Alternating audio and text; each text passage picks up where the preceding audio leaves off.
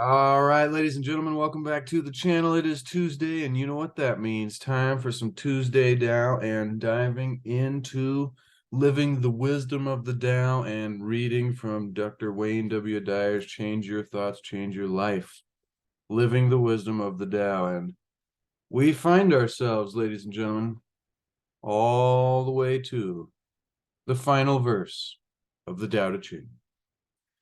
And it's sad for me, and I'm sure it's sad for you too if you've been here throughout this entire series. But I'm also excited because it is exciting to have a final verse after such a long journey, ladies and gentlemen. I believe we started this over a year ago.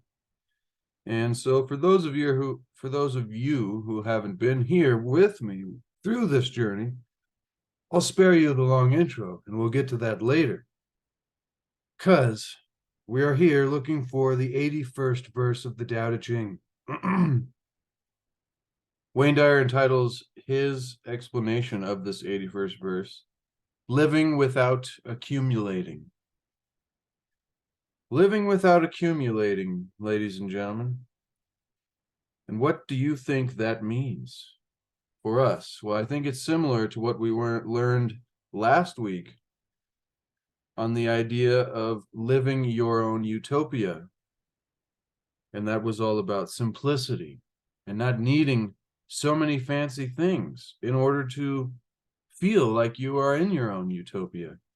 Because most of us are always seeking after more rather than practicing radical appreciation for what it is that we do have, and then changing the way we look at life to attempt to need less to experience better. But that, if you missed that, ladies and gentlemen, was last Tuesday on this series. We are now on the 81st verse, living without accumulating. The verse begins by saying, true words are not beautiful. Beautiful words are not true. Good men do not argue, and those who argue are not good. Those who have virtue do not look for faults, and those who look for faults have no virtue. Sages do not accumulate anything, but give everything to others. Having more, the more they give. Heaven does good to all, doing no evil to anyone. For the good of all, the sage imitates it, acting for the good of all, and opposing himself to no one. And that concludes the 81st verse of the Tao Te Ching. That last stanza there again was, heaven does good to all, doing no evil to anyone.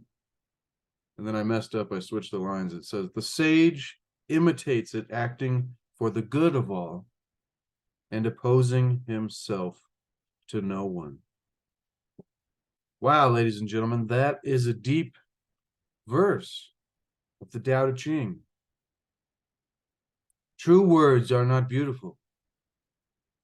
It's hard for me to take because there's a lot of beautiful words in all of these verses. It says beautiful words are not true. So are these words of yours, Lao-tzu, not so true? Well, good men do not argue, and those who argue are not good. Hope you got yourself some tea, ladies and gentlemen, or a beverage of your choice. It's actually a better day for a cold beverage here. We're probably in the 90s now. June 27th, ladies and gentlemen. Half a year has gone by again. So quickly. But this idea of living without accumulating, I mean, you see all this stuff behind me in this crammed little area. And the sages, it said, do not accumulate anything, but give everything to others. Having more, the more they give. Heaven does good to all, doing no evil to anyone.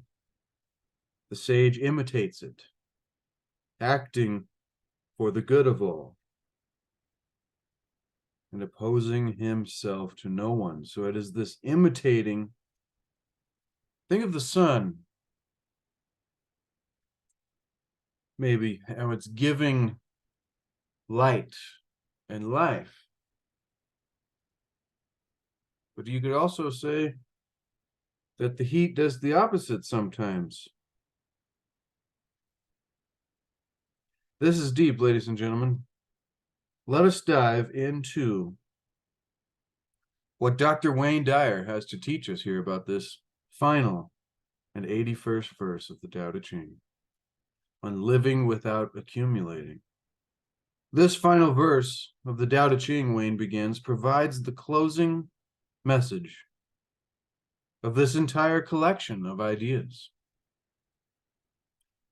You came from no thingness, nothingness. But Wayne likes to break that down into no dash thing dash ness, no thingness. We often take this concept of nothing as, many different ways. The place of our origination, Wayne Dyer continues, had no things. The place of your return is one of no things.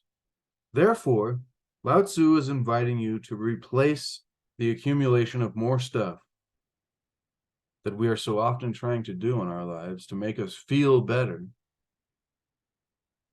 But we replace this accumulation of more stuff with the celebration of our true essence, your true spiritual nature.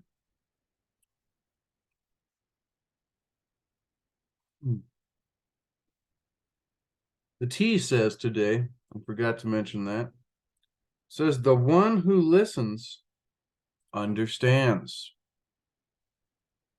And it's been many times throughout this series that the lesson has come up of practicing listening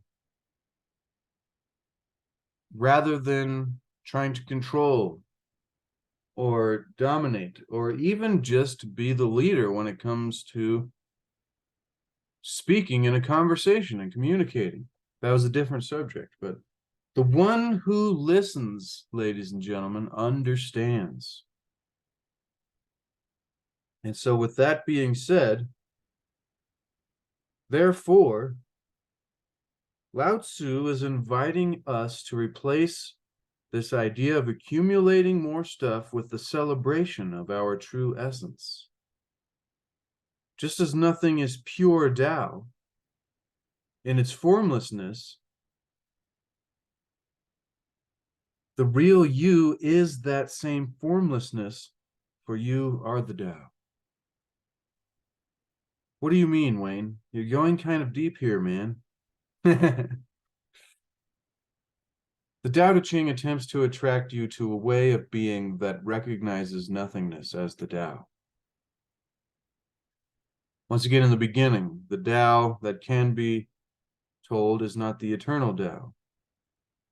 Let me get there real quick. Living the mystery. The Tao that can be told is not the eternal Tao. The name that can be named is not the eternal name. The Tao is both named and nameless. As nameless, it is the origin of all things. So this oneness that is being mentioned here, this nothingness as the Tao. But as named, it is the mother of 10,000 things. So ever desireless, one can see the mystery. Ever desiring, remember, accumulating, wanting more, or it says here, celebrating in the nothingness, or coming from having nothing and that being our true essence, and us not needing really anything other than the necessities of life to make us feel greater, because it is our true essence that comes from the mystery, the eternal, that which can not be described or named or told. Ever desireless, we can see this mystery. So if we remove our desire for more things and we become like the sage who does not accumulate anything but gives everything to others.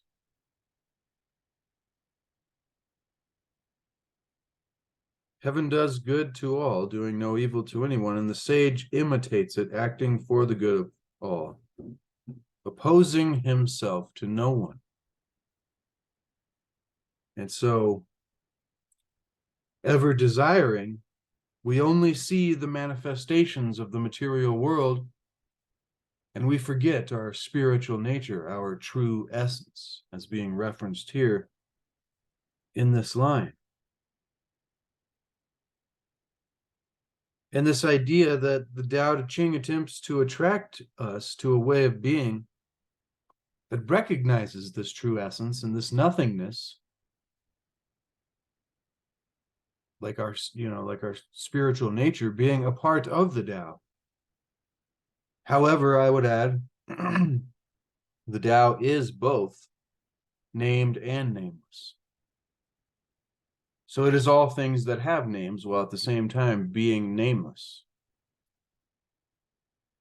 Because once again, is the mother of the 10,000 things and the origin of all things.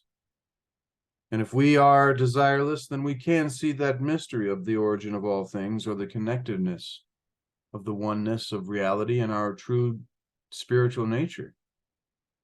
And then the weird paradoxical duality of mortality, or the non-spiritual nature, the physical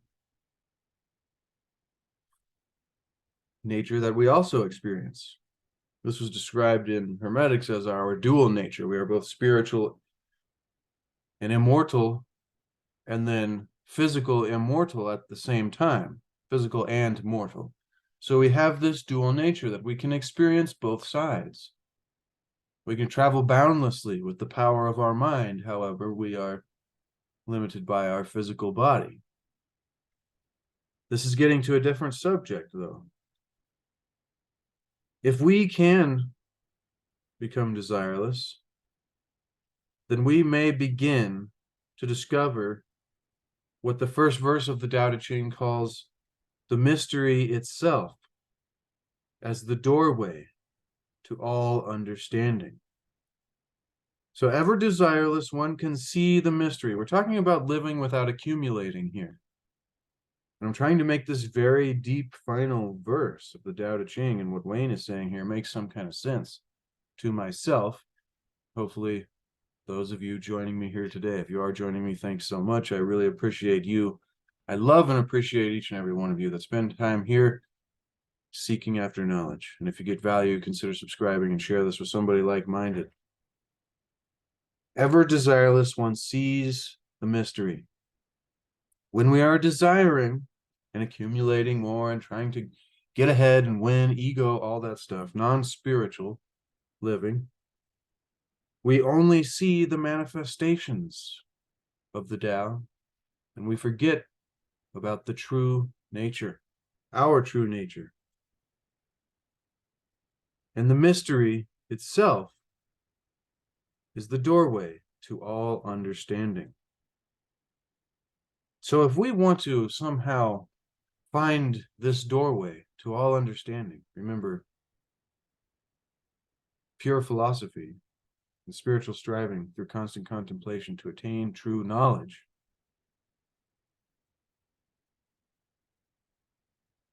then we must begin to do the most difficult process. I will admit, very difficult. I cannot do this, as you can see, of releasing our desire, of accumulating more things. Technically releasing all of our desires and just becoming one with God or the Tao, but we would probably have to live in a temple to do so. So for those of us existing here in the normal world, having to go to work or go to whatever it is that we do in our daily activities in society, we must be able to do both. We must become these kind of spiritual masters while existing within the world. And so that takes even more work, ladies and gentlemen, than just going away to a temple. But this is all not easy. However, I bet great spiritual masters would say there is no effort required in it at all. And so it is for us to understand this paradox. And as it's being described here, the way that we can come to the doorway of this understanding is by releasing as many of our desires as possible. This reminds me of the old parable. It's like the student finds out that, okay, the secret to enlightenment is removing your desires. So the student goes to the master and says, Master, I now know that I can become enlightened. The master goes, really? How so? And the student says, I must remove all of my desires. The master says, okay. I don't know how the story goes exactly, so I'm just making this up on the fly. But the master says, okay, how are you going to do that? And the student says, well, I will go try to remove my desires.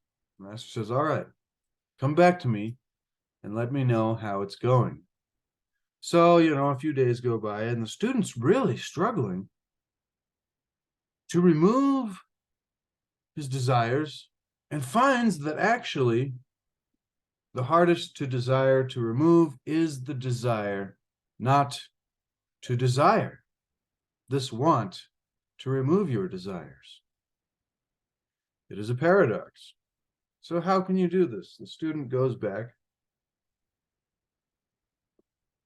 and the teacher tells him, all right, then desire not to desire, not to desire. And as you can see, it ends up just being a loop. And so there is another way to go about doing this rather than wanting and desiring to remove our desires, because that is the same thing. It may help in the process of living without accumulating things. However, it will limit our ability to get to the true doorway of enlightenment that was being described in that story and in the first verse back here about the doorway to all understanding.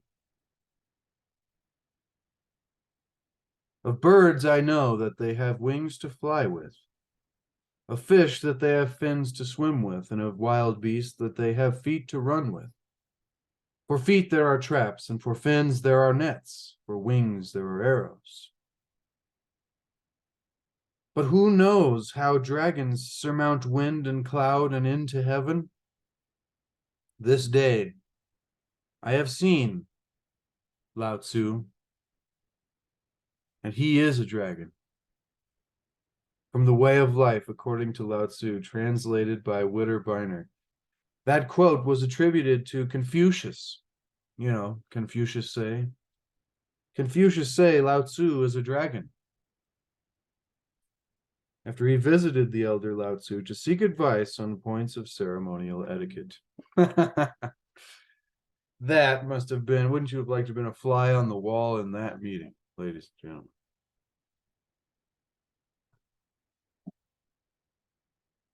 However, true words are not beautiful, and beautiful words are not true. So Lao-tzu must have been no dragon, rather just a sage, and an ordinary one among us all. I think that would be much of an understatement, though. What do you think, Wayne? Am I doing good? This means giving more. Everything we've talked about, getting to this point of accumulating less and wanting less and less desiring and finding the doorway to understanding. And this means you could call it a God realized way of being. This, attracting us to a way of being that recognizes oneness or no thingness, like not separate 10,000 things as the Tao, rather a harmony, a connection, a unison, like our body having 10,000 little different things going on, whether it be microbes or, all the things that keep our body functioning the way it is as one whole unit while being a million different pieces. It's interesting to think about making up into one being, but this could be a new way to think about this, looking at the world and reality as all these different things that make up the one unit, especially when you go into the theories that talk about the earth being alive and Gaia, and I like those theories, very deep. Each planet could be its own life force or deity, maybe. However, that's a different subject. This idea of this God-realized way of being by connected to the oneness or recognizing the nothingness of the Tao. In this final essay, Wayne says, I've chosen to propose that we access our non-being. Our non-being. What does that mean? Our Tao self, our true nature. By practicing this idea of living without accumulating and not seeking after more. This means giving more, arguing less, and releasing our attachment to everything in the world of the 10,000 things, as Lao-tzu puts it, in the first verse of the Tao Te Ching. I find it interesting that we're here on the 81st verse, referencing the first verse quite a bit. I'm sure you could reference all the verses, though. I mean, the 30th verse is living without force.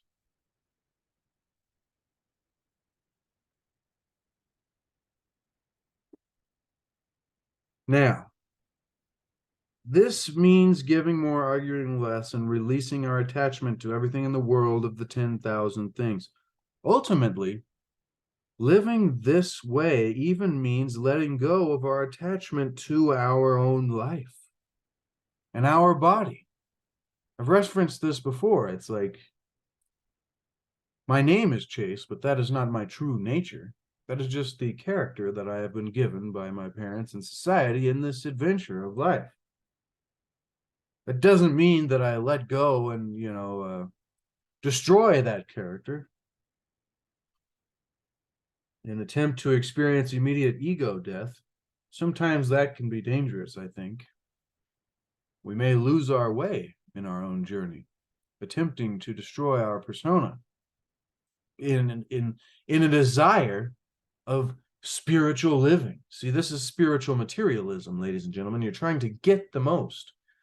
Maybe that's what this is about, living without materialism. But accumulating materialism, wanting more, desiring, is a theme here.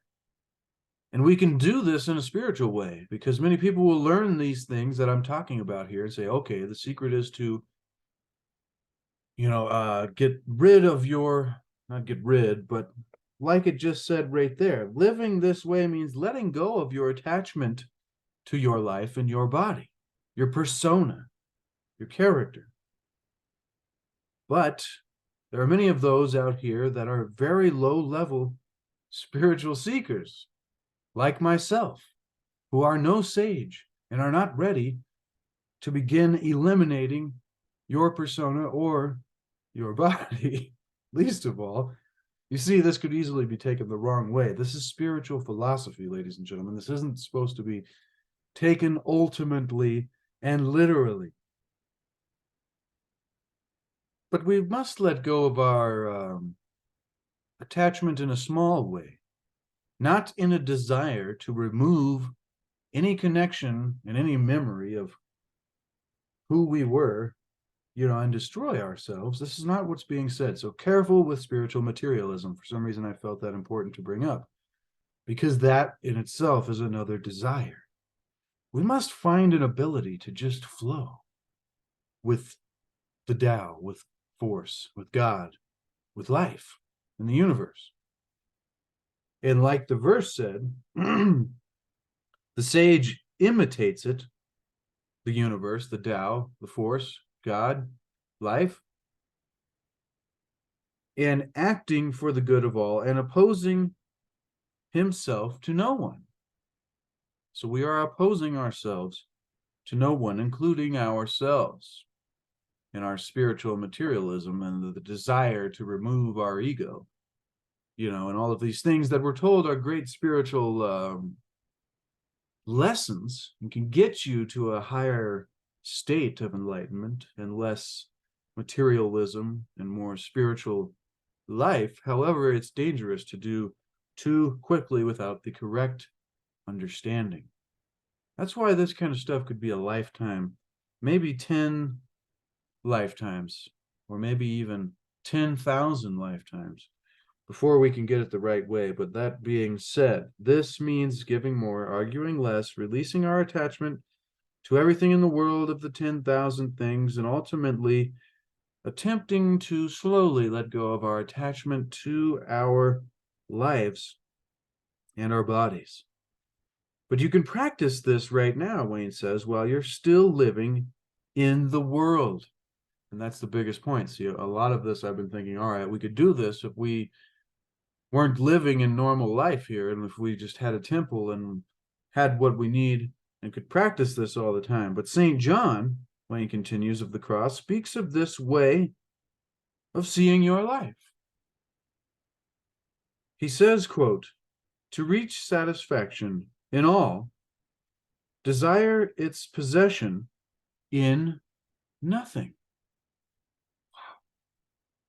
To come to possess all." Dang, that's a deep one. Desire the possession of nothing. To arrive at being all, desire to be nothing. To come to the knowledge of all, desire the knowledge of nothing. All of this wisdom, Wayne says, of nothingness comes out of the offerings of Lao-tzu, the ancient spiritual sage who wants us to experience the bliss of being all. When you look out at the grass and the trees and the plants and the sky and the buildings and the people and the vehicles and the stairs and the bushes, some nice red bushes over there. But whatever it is, when you look out in your world and see that, Lao-tzu, this ancient spiritual sage, was wanting us to experience the bliss of being all of that at once, while being ourselves, knowing that we are not separate, that we are a part of the oneness of the 10,000 things that our naming and separating does. But he wants us to experience the bliss of knowing, of being all, by knowing a non-accumulating place in ourselves that is our true spiritual nature, of no thingness. It doesn't mean nothing is there. It just means that nothing is separate. It is all one thing. Now that could be debated. If you take this a different way, then please extrapolate on your own thoughts. The purpose of this is constant contemplation to attain true knowledge of pure philosophy by spiritual arriving rather than striving. And this idea of removing desire without desiring to do so. It is difficult, Wayne says, to imagine a world without things. It is difficult, I'll say, to imagine a lot of this if you haven't been here for the last year and a half in this journey, ladies and gentlemen. But it's a little less difficult to imagine if you have. So if you have been here, thank you so much. If you haven't, then be sure to go back and begin this journey again, because I remember one of the T's said, You can always start again, ladies and gentlemen. I don't know if it added the ladies and gentlemen, that's just me, but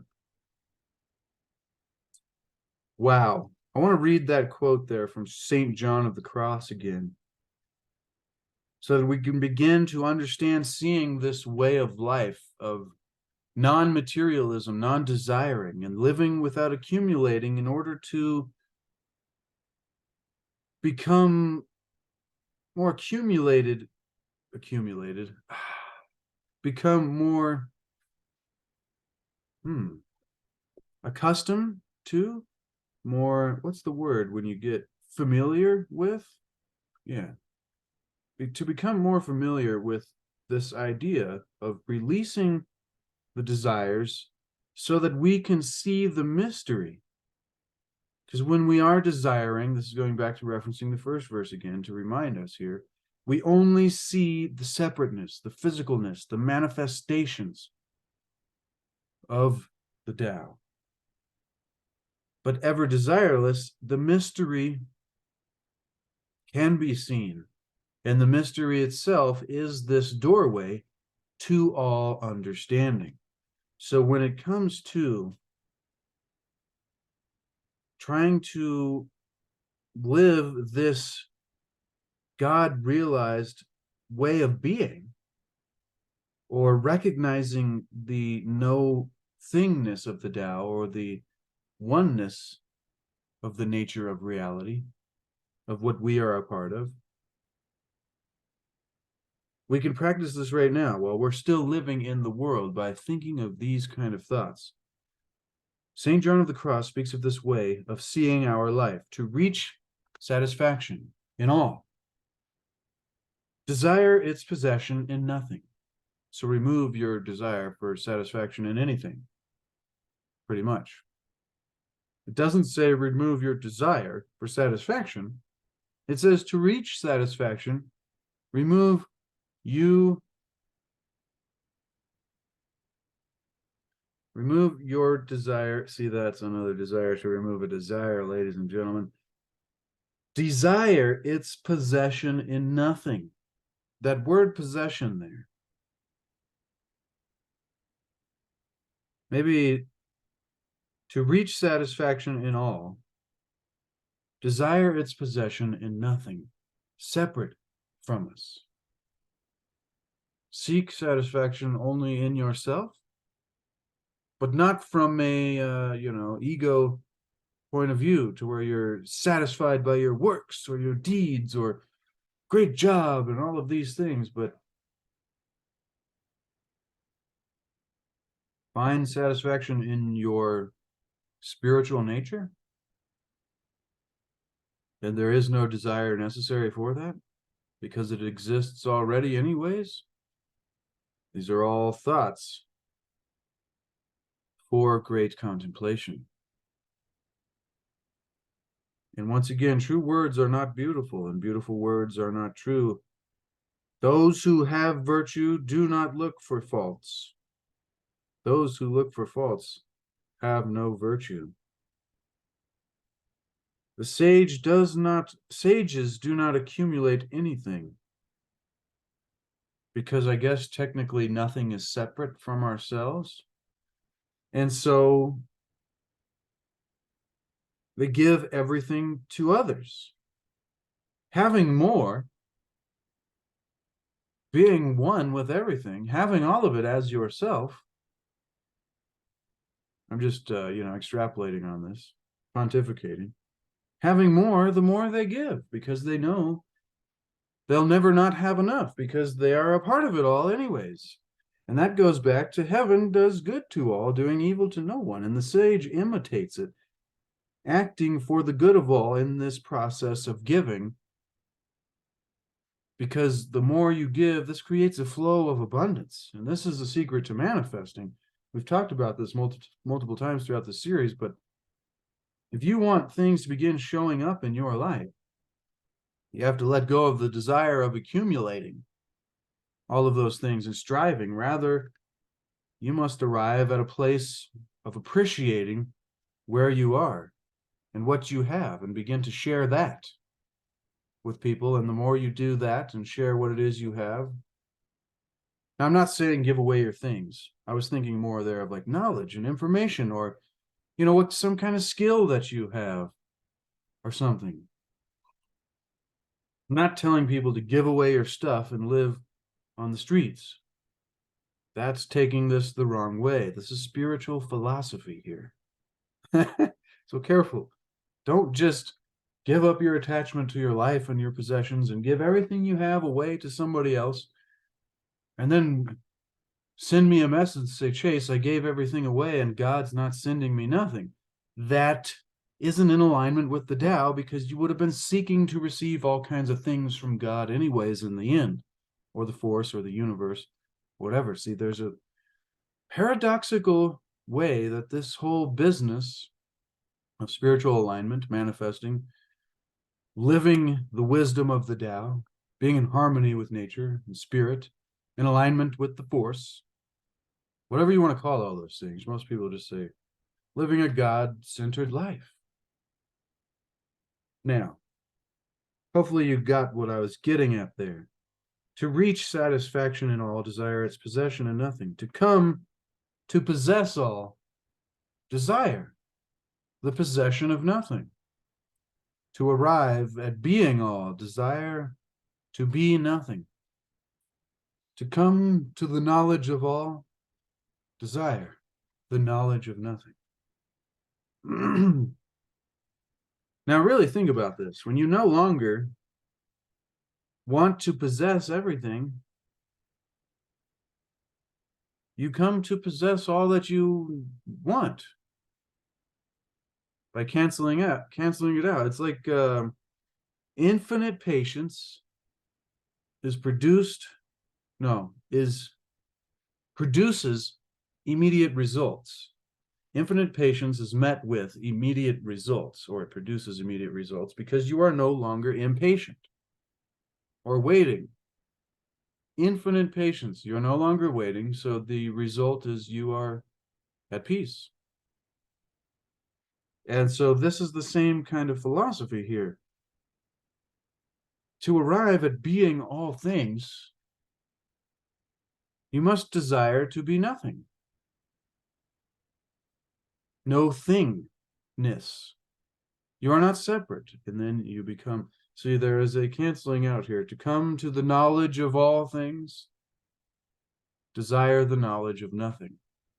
Now imagine sitting and contemplating nothing, or no thingness, but not nothing, but the knowledge of nothing. Then you will come to the knowledge of all. All this wisdom of nothingness comes out of the offerings of Lao-tzu, reminding us. The ancient spiritual sage who wants us to experience this blissfulness that we have available to us in life, that we have never been taught about, that has been hidden from us and kept from us in our upbringings. I mean, I'm just speaking of myself here, but, who does this relate to? I mean, are you feeling this? I was never taught any of this, that we can access this level of bliss by being all, by knowing a non-accumulating, a non-materialistic place of no thingness in our own true spiritual nature. It is difficult. It is difficult.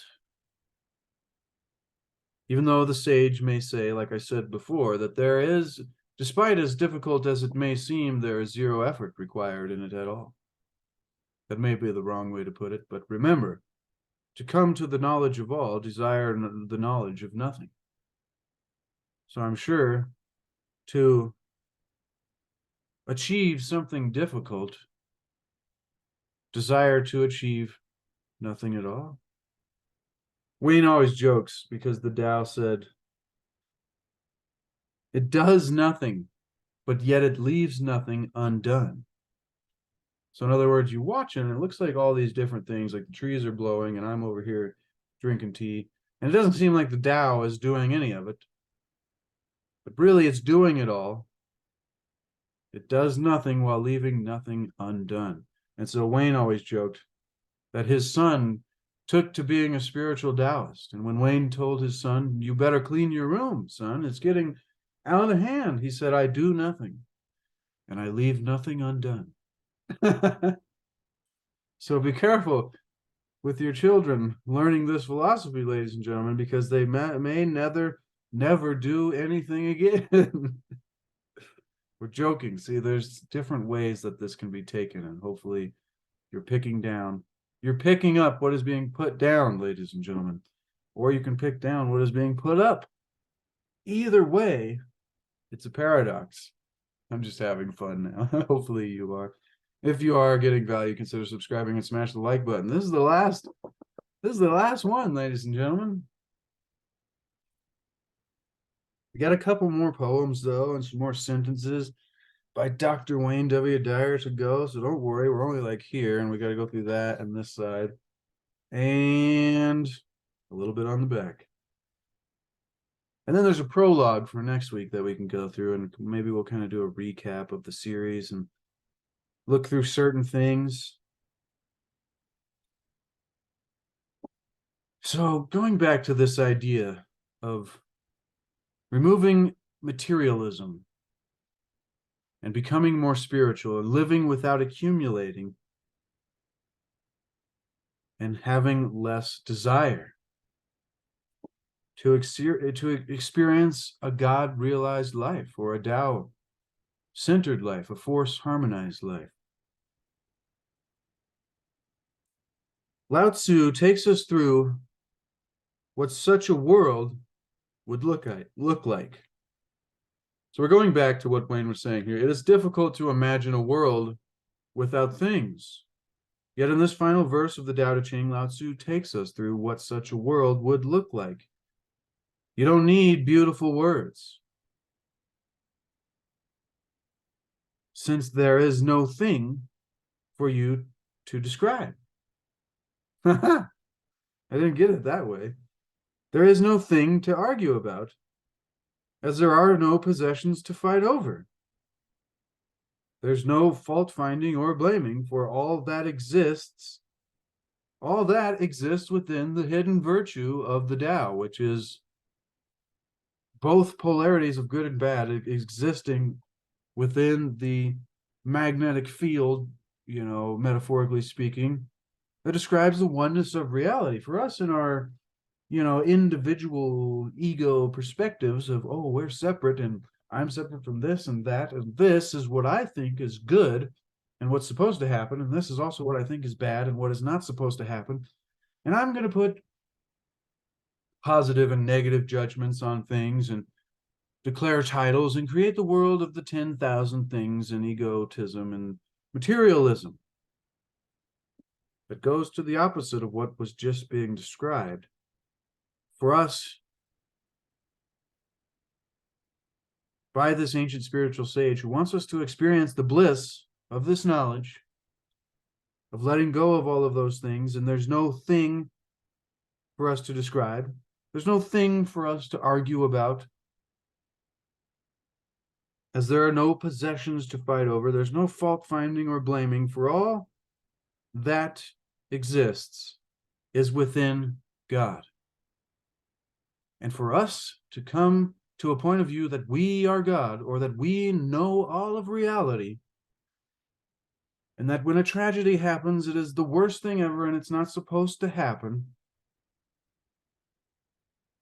I mean, this could get taken the wrong way too. You're saying, oh, that bad things aren't bad, and that when people and tragedies happen, this isn't terrible. I'm not saying that. Have, empathy, and send love, and send healing, health, peace, comfort, revitalization, vitality, all of these things to anyone that may be in distress. But this does not mean that it is not the way of the universe. This does not mean that it is out of control and not in balance with harmony of the greater rules of reality that go beyond our mortal existences as human beings, having a temporary physical experience as a spiritual being. And so this can give you, the reason I am extrapolating on this is this can give you a greater level of peace when you see so much, whatever the news media shoves down your throat every day. If you happen to have the funnel plugged in your head and listen to the news every day, that could be a lot of anxiety and sadness and depression and struggle and fear. Like, isn't it so terrible to see another whatever happened? Like, the more and more that I hear that from people, because I mean, you'll continue to hear it the rest of your life from people. It is just what people like to talk about for some reason. Oh, how terrible this event was. But you get to a point to where you send love and you say, yes, that is unfortunate, and I wish their families peace so that they can. But at the same time, I am not, brought down. My power is not destroyed by this news, because I know that this is all in the hands of the Tao, or of God, or of the universe, or of spirit, or the force, or whatever you want to call it, because I'm not going to sit here and say that my opinion as a human being is over that of what should happen in reality by the functioning laws of reality. So if you want to believe that life is just random and there is no functioning laws, then you can live in all the misery you want to by saying, oh, that's terrible, and it shouldn't be that way, and I think all of this should be perfect. Because, I mean, really, think about it. If there was no darkness, would we have the light? And if there wasn't any struggles, would we make any progress? And if there were not people who sacrificed themselves to make great change, would we not have made great progress? These are all worthy questions, and honestly, these are the greatest questions of, philosophers and mystics throughout thousands of years, ladies and gentlemen. So this is just me rambling, and once again, I hope you're getting value. Don't take me too seriously, and if you do, don't hold me responsible for it. I'm just here trying to seek to achieve and maintain a greater level of happiness and, experience a higher quality of life through a greater level of awareness and understanding of the nature of reality and of our own spiritual nature. I mean, if you're somebody who's not very spiritual, a lot of this hasn't been for you. But hopefully it might change your perspective. Now, continuing with what Wayne was saying about this idea of there's no thing to argue about, as there's no possessions to fight over. There's no fault finding or blaming, for all that exists is the hidden virtue of the Tao. So everything we see in life is literally the Tao at work. And all of that stuff that we like to create into silliness is within the one thing. And whether we want to give it a positive or negative judgment, it is still within the one thing. And so if we can get past this idea, and finally, there is no thing to collect, to amass, or accumulate, which leaves you in a state of creative giving and supporting other people. Quote unquote, heaven does good, says this verse of the Tao Te Ching in Lao-tzu. And good is a synonym for the Tao, for the universe, for harmony, for God, which is truly the same as the Tao. Meister Eckhart Tolle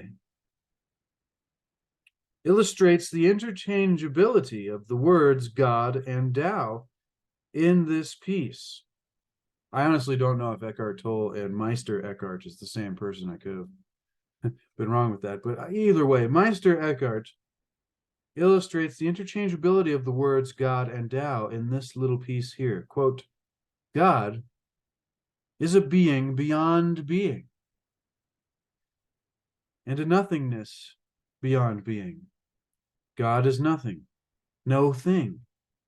God is nothingness, and yet God is something. You're encouraged, Wayne continues, in this final verse and in this final video of this series of the Tao Te Ching. Not really, there'll probably be a couple more videos, but in this final 81st lesson, we are encouraged of the enduring and amazing Tao Te Ching to do all that it can to imitate heaven while we're here in form. To do all that we can to imitate God's nature and harmony and the harmony of nature and reality. I keep looking this way because I'm looking out at the trees and the grass and the sky and the plants we got growing here, little pepper plants and flowers. And you got to create some beauty in your world, ladies and gentlemen. And you got to start looking for the beauty in your life, because you find what you look for. If you look for struggles, if you look for dead grass, you'll see it. There is some over there. But I see all the beautiful green grass around it, helping it to come back. Metaphors. And so we are encouraged in this final verse to do all that we can to imitate heaven while we are here in form. And this is what we've learned about on Wednesdays in the Hermetic philosophy, is that idea about that we have the power to imitate God, to be, as Christianity teaches, in the image of God, and to be here and try to live that way and do all that we can to imitate God or the Tao or Atum or Great Spirit or harmony just in nature while we are here in physical form with this unique ability to be both mortal and immortal, spiritual and physical. And so try out these suggestions, Wayne says, from Lao-tzu as we change our thoughts about this idea of living without accumulating, living without materialism, and spiritual bliss, and how to get there. I never know what to title these videos. How to live without materialism and experience spiritual bliss. That's a pretty good one. How can we do this, Wayne? Let's find out. Quit accumulating points for being right. This was described to me the first time as keeping an account against others. Like we are a personal bank of misdeeds. The amount of times that this person, oh, this is the 50th time, that kind of thing can really mess us up. So quit accumulating points for being right. Quit keeping accounts on others.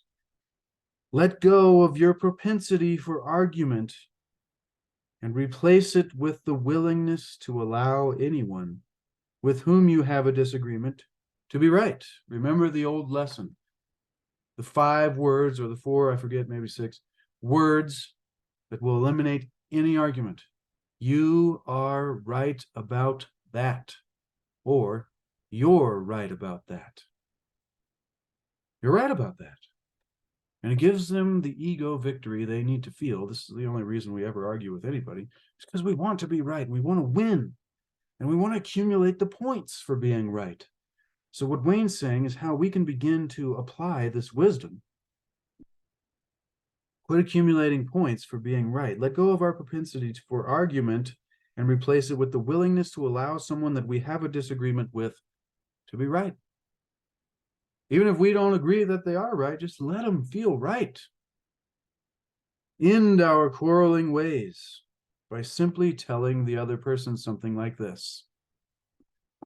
Wow, I didn't think he'd get to it this whole book, but here we are, and he finally teaches us the lesson. Tell the other person something like this, quote, "You're right about that. And I appreciate hearing your point of view." You're right about that, and I appreciate hearing your point of view.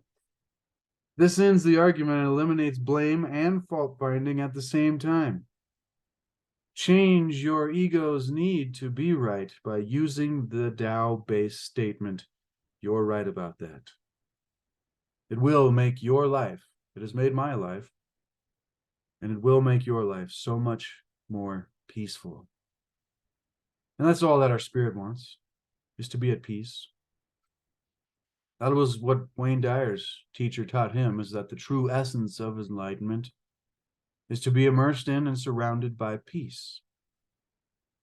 And if you think of Satori, like instant enlightenment or a moment of enlightenment, where enlightenment is not something you level up and like, oh, I'm level 12 enlightenment student. My master's level 87.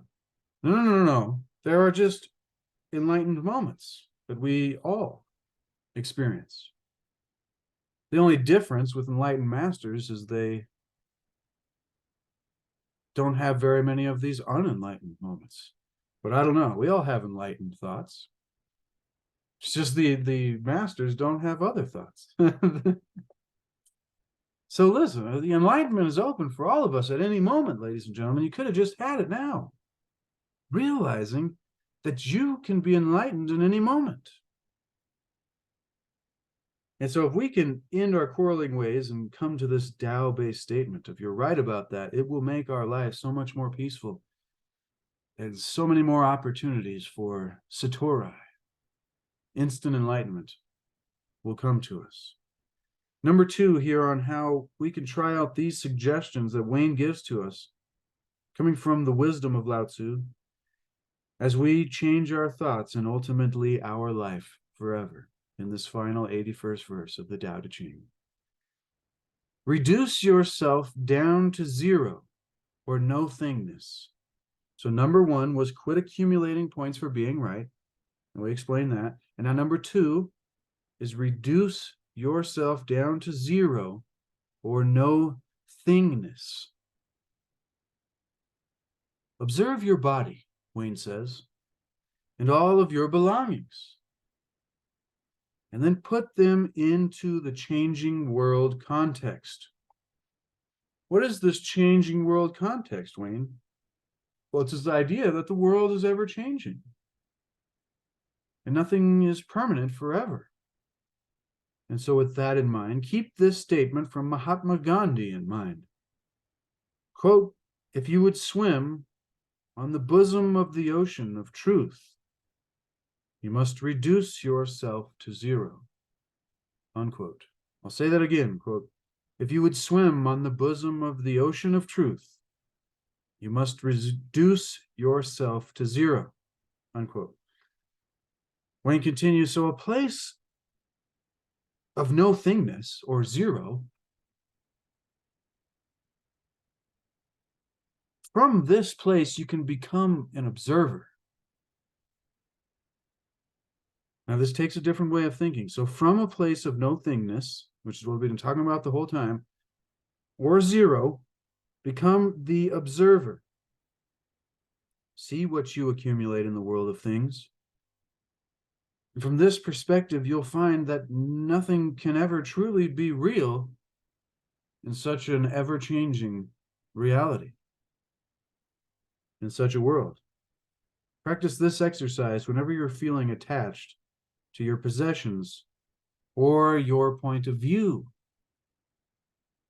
D.H. Lawrence dramatically captures this idea in this beautiful poem. Are you willing to be sponged out, erased, canceled, made nothing? Are you willing to be made nothing, dipped into oblivion? If not, you will never really change. Wow. Wow. That one hit me like a ton of bricks. Because this whole journey has been about changing. It's been about changing the way that we look at the world and having the world that we look at change before us. While it may seem the same to many others who have not changed their point of view, but it will be changed for us, and we will have changed. And we will have changed our thoughts and changed our life. But listen again to these words of D.H. Lawrence. Are you willing to be sponged out, erased and canceled, and made nothing? Question mark. Are you willing to be made nothing? Question mark. Dipped into oblivion. Well, if not, you will never really change. So in other words, we must be willing to be sponged out, erased, canceled, made nothing twice in order to really change. What does that mean? I don't think that means that we are supposed to lose our status and become, worthless. But I think it means the opposite. I think it means what we have been talking about this whole time in this whole series, and is letting go of our materialism and our non-spiritual nature and our attachment to things and ideas and of this material world, of our ego nature. And once we can, like Jesus taught, die while we are still alive, or be in the world but not of it. And I'll add, I don't really know if Jesus existed. The only proof is from the book that says he does. So, but that's aside. I love the teachings. This is spiritual philosophy. I don't care if Lao-tzu never existed. The lessons are incredible. He could have just been an archetype. And I think a lot of these great spiritual masters were just archetypes so that a message or a knowledge could be passed down through the ages, and that we may come to discover the knowledge and the life-changing wisdom of the ages. Now glance again at the title of this book, like I just did after saying, if not, you will never really change, after being made nothing, being willing. And so, glancing again at the title of this book, Change Your Thoughts, Change Your Life, Living the Wisdom of the Tao. And now we add, be willing to change. And finally, if you haven't got already 1,000 reasons, 10,000 reasons, the world of the 10,000 things, ladies and gentlemen, to get this book for yourself, to put it on your shelf. Boom. And have it for reference, so for the rest of your life, you can have the powerful wisdom of Lao-tzu and Wayne Dyer and the Tao Te Ching and living the wisdom of the Tao and change your thoughts, change your life for immediate reference on your bookshelf in physical form when all the power goes out and the lights will not come on. You can light a candle and in the darkness have the spiritual power of 2,500 years of wisdom. 2,500-year-old wisdom that will lead us out of the darkness, ladies and gentlemen, and into the light. But that's, just being silly there. The reason you should get this for yourself, to put it on your shelf, is because at the end of every one of these chapters, he gives us a little section called Do the Tao Now. Do the Tao now. And it's a way that we can practically apply the wisdom of each one of these verses into our life today. This is it, ladies and gentlemen. Are you ready? Kind of sad. Do the Tao now, ladies and gentlemen. I leave you with these words of Lao-tzu. From Tao Te Ching, a new translation, which were translated by Sam Hamill. And here is the final verse. The sage does not hoard, and thereby bestows. The more he lives for others, the greater his or her life. The more he or she gives to others, the greater his or her abundance. Copy these words by hand, Wayne says. I'll say that is the key to living a fulfilling life and manifesting The more he gives, he or she always, the Tao just says he all the time. Sage does not hoard, thereby bestows onto others. The more they live for others, the greater their life. And the more we give to others, the greater our abundance. Copy these words by hand, Wayne says. Do not type them. Write them out, study them, and put them into a place where you can see them daily and reference them. Put it as your background on your cell phone after taking a picture of your own written words in a funny style, just for, I don't know. And put them into practice, Wayne says, at least once every day. The energy that you will create will blow your mind. What do you mean? Well, what Wayne says is you will energize the flow of the Tao in your life, in this world of 10,000 things. And finally, he ends with a single word. Namaste. Namaste. Dr. Wayne W. Dyer. Boom, ladies and gentlemen. A round of applause and a round of applause to Dr. Wayne W. Dyer. Thank you so much, Wayne. And thank you so much if you joined me here for this journey. I'm feeling a little tingly right now. It's kind of weird. Kind of weird, ladies and gentlemen. That was Change Your Thoughts, Change Your Life, Living the Wisdom of the Tao by Dr. Wayne W. Dyer. 500 years before the birth of Jesus, a God-realized being named Lao-tzu in ancient China dictated 81 verses, which are regarded by many as the ultimate commentary on the nature of our existence. The classic text of these verses, called the Tao Te Ching, or the Great Way, has offered us advice and guidance throughout this last year and a half, throughout this series, if you've joined me, that is balanced. It's been moral, spiritual, and has always been concerned with working for the greater good of all. Dr. Wayne W. Dyer reviewed hundreds of translations of the Tao Te Ching. And in this book, he had written 81 distinct essays on how to apply this ancient wisdom of Lao-tzu to today's modern world. This work that we've gone through in this series contained all 81 verses of the Tao. We just finished with verse 81. Compiled from Wayne's research on 10 of the most well-respected translations of the text, which have survived more than 25 centuries. The text having survived more than 25 centuries. Each of the 81 chapters was designed for actually living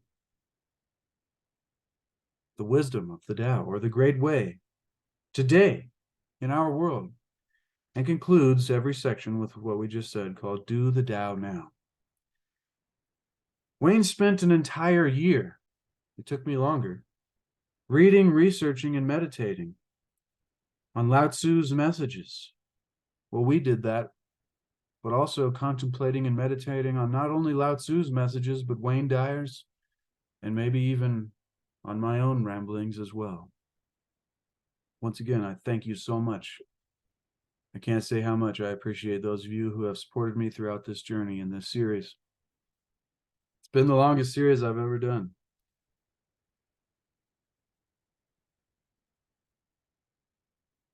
And so practicing them each day and ultimately writing down these insights that we have gone through as he felt Lao-tzu and I felt Wayne Dyer, and Lao-tzu wanted us to know them. This is a work to be read slowly, one verse a day. Well, we did one verse a week and sometimes skipped a week. As Wayne said, rest in peace, Wayne, this is a book that will forever change the way that you look at your life. And the result will be that you live in a new world, aligned with nature and in harmony with the force, ladies and gentlemen, with God. Reading this book, Wayne says writing this book, changed me forever too. And I hope it changed you, because I agree, ladies and gentlemen. I now live in accord with the natural world and feel the greatest sense of peace I have ever experienced. I am so proud, and I have been so proud to present this interpretation of the Tao Te Ching and offer you the same opportunity for change that it has brought me, Wayne said, end quote. And that it has brought me, and hopefully it has brought each and every one of us. Now, I'm going to leave it there, ladies and gentlemen, before I get emotional. Because that was a great series. We'll do the epilogue next week on Tuesday, and then we'll see where we go from there. Until tomorrow, ladies and gentlemen, on Wednesday Wisdom and diving deeper into the lost wisdom of the pharaohs and the Hermetica. Continue to seek to achieve and maintain happiness through enlightenment. Continue to seek to discover the lost wisdom of the ages and the mysteries of our history. And thank you so much for spending time here with me and Dr. Wayne W. Dyer and Lao-tzu and this wonderful journey of the wisdom of the Tao. And change your thoughts, change your life. Love you, ladies and gentlemen. Be the change you want to see. Be the example we want to set. No, no, no, no, no, no.